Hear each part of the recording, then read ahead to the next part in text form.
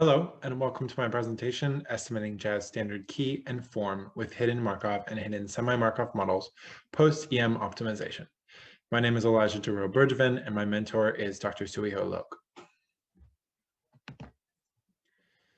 Developed by Andrei Markov in 1906, Markov chains describe series that are independent of time, but subject to state parameters. In the 1960s, Leonard Baum would assemble the work of Markov, Viterbi, Stratonovich, and Welch to describe the hidden Markov model. HMMs detail the relationship between observable emissions and hidden underlying states. Thus, sequential observations from time 1 to t are indicative of hidden states. Each underlying state affects not only the emission observation, but the state immediately following. Functions of the HMM framework include evaluation of emission series likelihood, decoding of underlying states using the Viterbi algorithm, and optimization learning of parameters using the Baum-Welch expectation maximization algorithm. 3 parameters are necessary. For a series of observations, the initial vector describes the probability of starting in a given state. The transition matrix details the probability of shifting between 2 underlying states, and the emission parameter explains the probability of outputting an observation within a given state. Although early implementation went towards speech and handwriting recognition, the HMM model also has been applied to many contexts of music. These include culture state determining melodic intervals in folk music, unique audio clips as a state determining frequency, key determining pitch of melody, and even key determining pop chord symbol. When we pivot to jazz, compared to earlier classic genres and modern pop music, American jazz standards of the 20th century exhibit tendencies for modulation through keys and bisectional structures in a brief amount of time. This project implements the HMM framework in 2 ways. First, we address harmonic structure and model key states as emitting lead sheet 7th chords. And then second, we model bisection as affecting emissions of melodic pitch. We will initialize our models with generally informed parameters and optimize them using the Baum-Welch expectation maximization. Then the Viterbi algorithm will utilize models and data to predict underlying states. Because we cannot acquire a large body of digitized lead sheet data, we converted 10 standards from the Berkeley Real Book. This anthology is lauded for accuracy in its collection of primary sources. From this text, we extract chord symbols, melody, and some form information, but complete form and key modulation data cannot be drawn from this data alone, from this source alone, should I say. For this, we turn to music theory academics at Central Washington University to develop a ground truth. Therefore, the accuracy in model prediction should be scrutinized accordingly with the accuracy of these ground truths. Beyond creating the ground truth, data also required further transformation to meet our needs. The key chord data, we limited chord emission types to 5 characters, major 7th, dominant 7th, minor 7th, diminished 7th, and half diminished 7th on 12 root notes, which are A flat, A, all the way through G. Sequential chord pairs are formed to introduce some small level of temporality. So if our piece indicates 2 chords sequentially of D minor 7 to E minor 7, the data itself marks D minor 7 to E minor 7 as 1 emission. Key states are limited to 2 modes on 12 tonic notes, and those 2 modes are the major and minor modes. And frames for emissions are parsed to quarter notes. Regarding the section pitch data for form structure, melody was converted to MIDI values where C-1, which is the C below the lowest C on a piano, this is denoted as 0. And then each half step above that is denoted as +1. Rests are filled with preceding pitch, so no note values exist. And frames are scaled by song so that the greatest common factor of note lengths is 1 frame.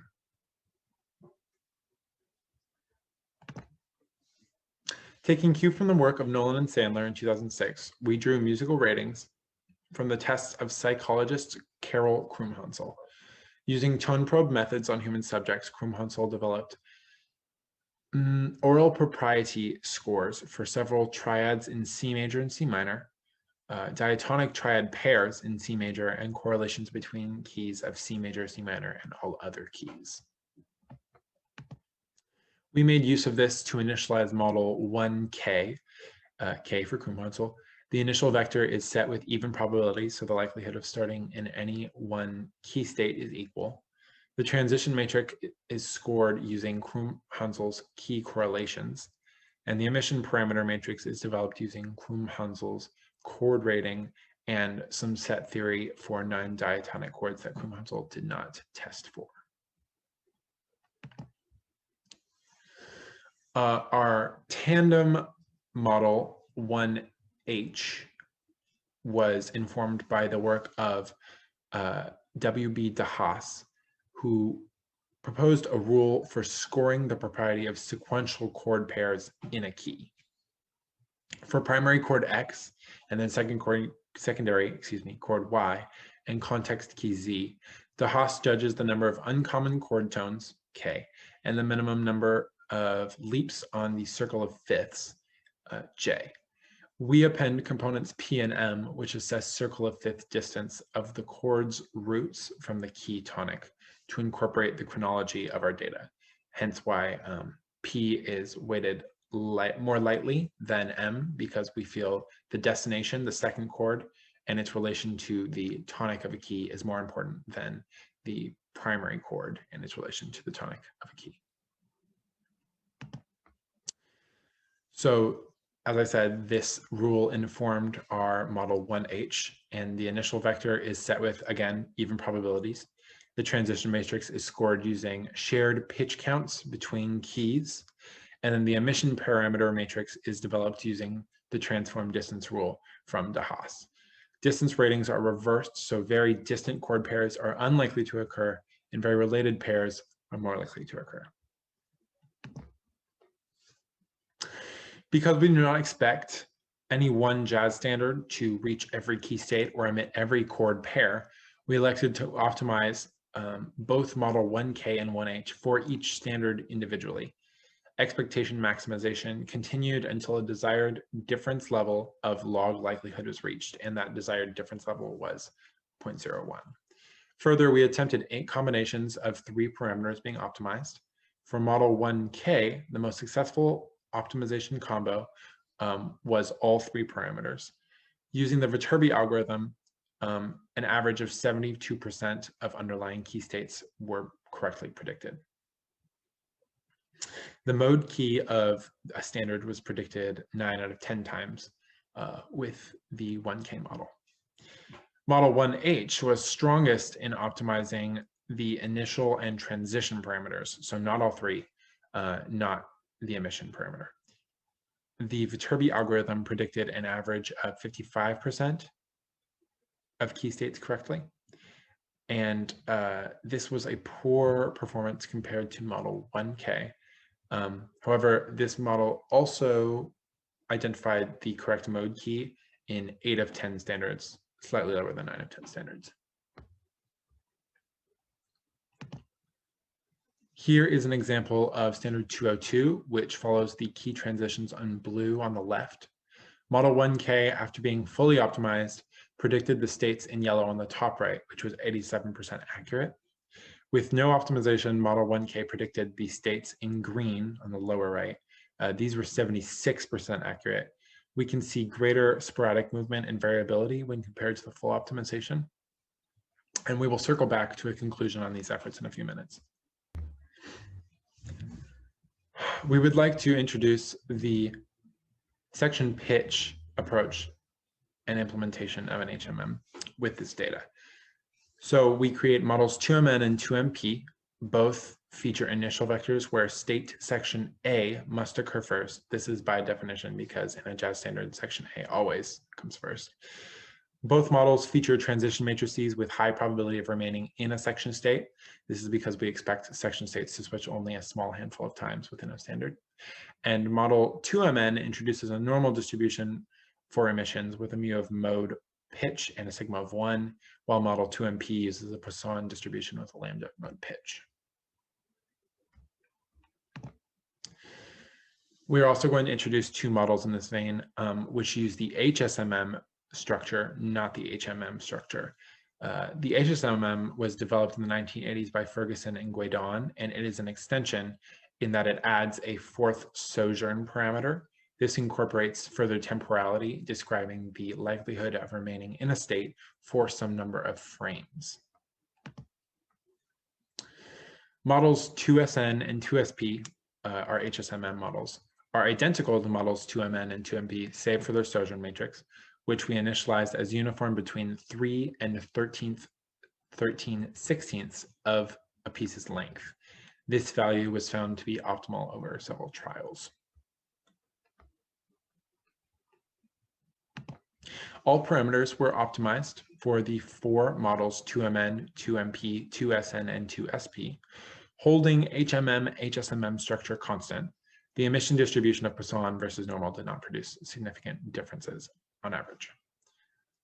Post-optimization, the HMM models correctly predicted underlying section state 59% of the time across the 10 standards. The HSMM models, however, showed 77% accuracy, which was a significant improvement.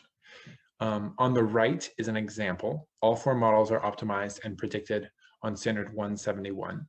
The HSMM models were 76% accurate, only missing the tail transition back to the section state A, as you can see in the lowest two subgraphs. The HMM models were less successful with 27 and 42% accuracy. Concluding our modeling of key states and chord emissions, the superiority of Krumm-Hunsel's initialization over the de Haas initialization suggests the irreplaceability of the human ear, at least in this prediction setting. Because we lacked an extensive data set, we could not incorporate generally popular keys and their effect on parameters. Some keys are preferred for ease of playing on an array of instruments, and if that data had been available to us, we expect that optimization and predictions might have played out slightly differently. Although our results were not highly accurate, they could still be useful in cataloging digitally notated music, at least cataloging mode key, not hyper effective in specifying when and to which keys a modulation points. Another option is that HMMs could be used in digital composition software. If we assume that a composer starts with a harmonic structure, then this work would allow for prediction of an underlying key and therefore a selection of notes for a melody. Concluding the section pitch modeling, we note that our data recognized repeat signs in jazz standards. Data which does not, or software which does not, when transcribing this data, could produce less successful predictions in section state. The HSMM outperformed the HMM, but this tool only tracks switching between section states and not two alike states in a row. So this process may be useful to only specific genres of music, such as jazz standards.